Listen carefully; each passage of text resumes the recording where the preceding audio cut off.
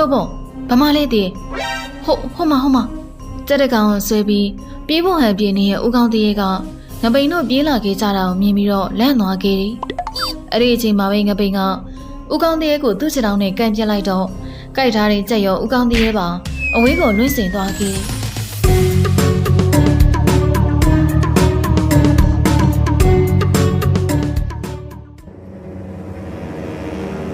တညမှာတော့တာတင်နဲ့အောင်ကြီးကရာတော်မိုင်းကထိုင်းရီဆိုင်မှာထိုင်းရီတောက်ပြီးမုံမုံနဲ့ပြန်လာခဲ့ကြတယ်။ဟဲ့အောင်ကြီးနောက်တစ်ခါတော့မင်းကကိုထိုင်းရီပြန်တိုက်ရမှာနော်။တာတင်က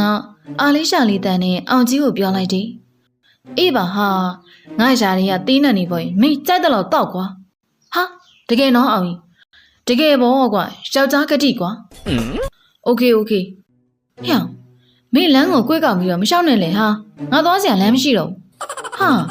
ငါဖြောင်းမြောင်ပဲရှောက်နေတာဟာအောင်ကြီးရဲ့လိုပြောနေတော့မှပဲခွေးအောင်တန်တွေကိုကြားလိုက်ရတယ်ဟမ်ခွေးကဒုနီယောက်ကိုဟောင်းနေရလားတစက်တည်းမှာပဲမောင်တင်တို့ဝင်းထဲကနေကြောက်တန်တွေကိုပါကြားလိုက်ရတယ်ဟာမောင်တင်တို့ဝင်းထဲကိုတော့တကုံးဝင်မီနဲ့တူတယ်ကြက်အော်တန်ကြားတယ်ဟုတ်လောက်တယ်ဟာလာတွားကြည့်အောင်အဲ့လိုပြောပြီးလမ်းကိုတေးချမလျှောက်နိုင်တဲ့တာတင်နဲ့အောင်ကြီးကမောင်တင်တို့ဝန်နာကိုရှိုင်းနေနဲ့ကတ်သွားလိုက်ကြတယ်။မောင်တင်တို့ဝန်နာကိုရောက်သွားချိန်မှာတော့ကြက်တကောင်ကိုခေါင်းကြီးပဲရှိနေတဲ့တရေကဆွဲစားနေရကိုတော့လိုက်ရအောင်မှမြင်လိုက်ကြရတယ်။တာတင်တရေတင်နေ။ဘာမှလဲဟာတရေမင်းမိုးနေလို့မြင်ကြရရှောက်မြင်နေရမဟုတ်ဘူးလား။ဟာဟဲ့အောင်ငါကမိုးနေတယ်ဆိုပေမဲ့ခွဲကြပြီးသိနိုင်သေးပါရဲ့ဟာ။အောင်ကြီးအဲ့လိုပြောတော့မိုးနေတဲ့တာတင်လေးမောင်တင်တို့ဝင်ထဲကိုတေချာကြည့်လိုက်တယ်။ဟာတရေပြိုးတရေမိုးနေတဲ့တာတင်လေးတရေကိုမြင်တော့အမိုးပြေသွားပြီးမောင်တင်တို့ဝန်နာကနေအဝေးကိုချက်ချင်းပဲထွက်ပြီးသွားတော့တယ်။ဟာဟဲ့အောင်သားလေးငါ့အောင်လေစောင်းလေဟာအဲ့လိုပြောပြီးအောင်ကြီးလည်းတာတင်နောက်ကိုအပြေးလိုက်သွားခဲ့တယ်။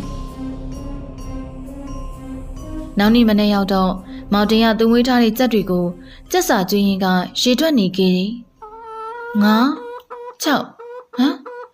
ကျုပ်ကြက်တွေကထီအောင်မှပါစွတ်စွတ်ပါ9ကောင်ရှိတာပါ။ခုဘလို့ဖြစ်ပြီး6ကောင်ပဲဖြစ်နေရလေ။မင်းညပြန်မိတ်တာများလား။အဲ့လိုလည်းမဟုတ်ပါဘူး။ကျုပ်မင်းညတေးသေးချာချာကိုစစ်ကြည့်ခဲ့တာ9ကောင်ပြည့်ပါတယ်ဟာ။မောင်တင်လည်းသူ့ကြက်တကောင်ကရုတ်တရက်ပြောက်သွားတော့စဉ်းစားမရဖြစ်နေခဲ့တယ်။အဲ့ဒီချိန်မှာပဲတာတင်နဲ့အောင်ကြီးကမောင်တင်အိမ်ကိုရောက်လာခဲ့တယ်။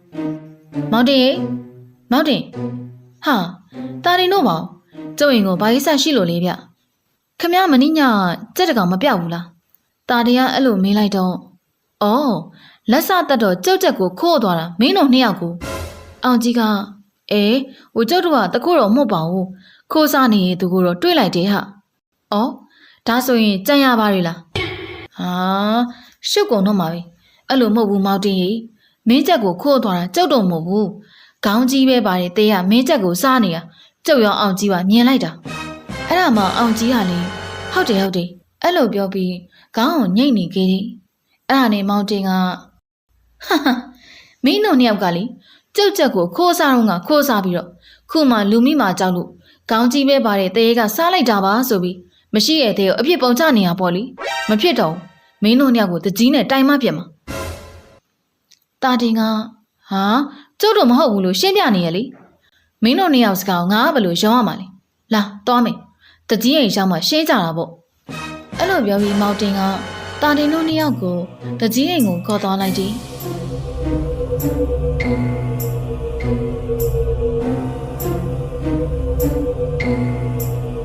တကြီးအိမ်ရှိရောက်မှာတော့ရွာတွေကလူတော်များများလေးတကြီးအိမ်မှာစုဝေးနေခဲ့ကြတယ်တကြီးကကဲမောင်တင်တို့ရောရုပ်နဲ့ဘာကိစ္စရှိလာပြန်မလဲဒီလိုတကြီးကအဲ့လိုပြောပြီးမောင်တင်ကသူတို့ပြသမျှအကြောင်းစုံကိုတကြီးတို့ကိုပြောပြလိုက်တယ်မောင်တင်စကားအဆုံးမှာတော့တကြီးကသူ့ကောင်ကိုတစက်ဆက်နဲ့ညှိလိုက်ပြီးဟုတ်ပြီဒီတိုင်းဆိုရင်တော့ကျုပ်တို့ရွာထဲမှာခေါင်းကြီးပဲပါတယ်တေးကတကယ်ကိုရှိနေရပြီဗျာအဲ့လိုဆိုကျုပ်ချက်ကိုခိုးသွားတာတာတင်တို့နှစ်ယောက်မဟုတ်ဘူးလားတကြီးတာတင်တို့ကြောင့်လည်းမဟုတ်ဘူးရွာတွေကတခိုးတွေကြောင့်လည်းမဟုတ်ဘူး အဲ့ဒီဦးကောင်းသေးရဲ့ကြောင့်ပဲကဲအကောင်လုံးလေးအကြောင်းစုံသိပြီးကြပြီဆိုတော့ကြက်ရှိတဲ့အိမ်တိုင်းညဘက်ဒီမှာမိတ်ပင်နေကြက်တကူဦးကောင်းသေးရဲ့လောက်စောင့်ပြီးဖမ်းကြဖို့ကိုကျုပ်တကြီးကပြောချင်ပါတယ်အဲ့ဒါနဲ့မောင်တင်ကတကြီးဦးကောင်းသေးကိုဖမ်းတာတော့ဟုတ်ပါပြီသူကရံမြန်ပြုတ်ရင်ရောတကြီးကတောင်းဝေးယူမှလားဒီကောင်တော့အဲ့ဒီဦးကောင်းသေးကခေါင်းမဲပါတာလေဟာမင်းတို့အဲ့ဒါလေးတော့နိုင်အောင်မဖမ်းနိုင်ကြဘူးလားဟာနောက်ဆုံးပိုက်ကွန်နဲ့ပြစ်ပန်းရင်တော့ရနေတဲ့ကိစ္စကိုတကြီးအဲ့လိုပြောလိုက်တော့အကောင်လုံးကဗစက်ပိတ်ပြီးကိုယ့်အိမ်သူ့အိမ်တီးတီးကိုပြန်သွားလိုက်ကြတယ်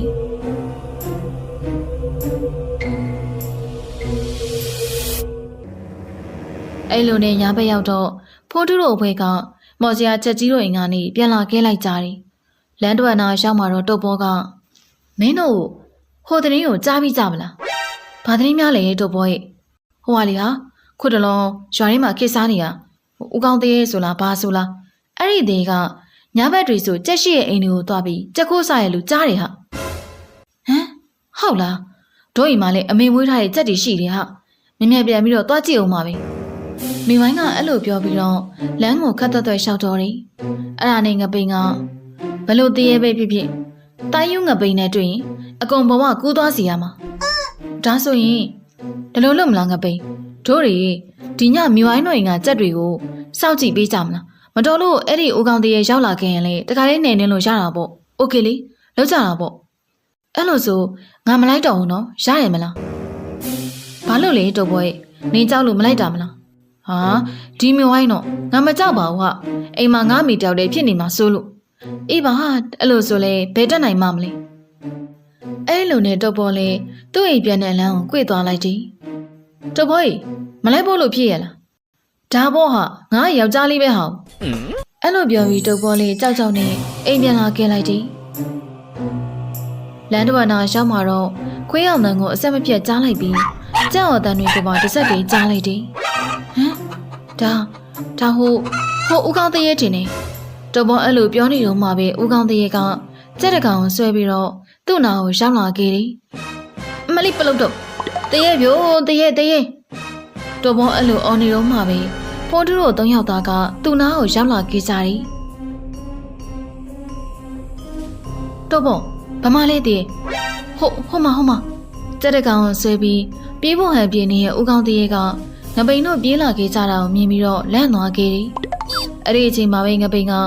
ဦးကောင်းတရေကိုသူ့ခြေထောက်နဲ့ကန်ပြစ်လိုက်တော့ကြိုက်ထားတဲ့ကြက်ရောဦးကောင်းတရေပါအဝေးကိုလွင့်စင်သွားခဲ့တယ်။ငပိန်ဘာလို့ဝေးကိုကန်ပြစ်လိုက်ရတာလဲဟာ။တို့တွေဖမ်းပြီးတကြီးအိမ်ကိုယူသွားရမှာလी။အဲ့ဒီအတွက်ဆိုရင်တော့စိတ်မပူနဲ့နော်။အဲ့ဒီဦးကောင်းတရေပြန်လာလိမ့်မှာ။ငပိန်အဲ့လိုပြောနေတော့မှပဲဦးကောင်းတရေကကြက်တကောင်ကြိုက်လျက်သားနဲ့သူတို့နာကိုပြန်လျှောက်လာခဲ့တယ်မိဝိုင်းကဟိုမှာပြန်ရောက်လာပြီအဲ့လိုပြောပြီးမိဝိုင်းက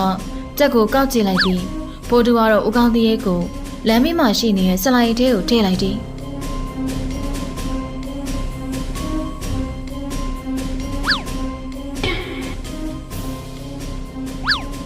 ကဲတို့ဒီညပဲတကြီးကိုသွားပေးလိုက်ကြတာပေါ့โอเคလေသွားကြတာပေါ့အဲ့လိုနဲ့ဖိုးတူတို့ဖွဲ့လေဦးကောင်းသေးကိုဖမ်းပြီးတော့တသက်ဖြစ်တဲ့ကြက်တကောင်ကိုမှယူပြီးတကြီးအိမ်ကိုသွားလိုက်ကြတော့တယ်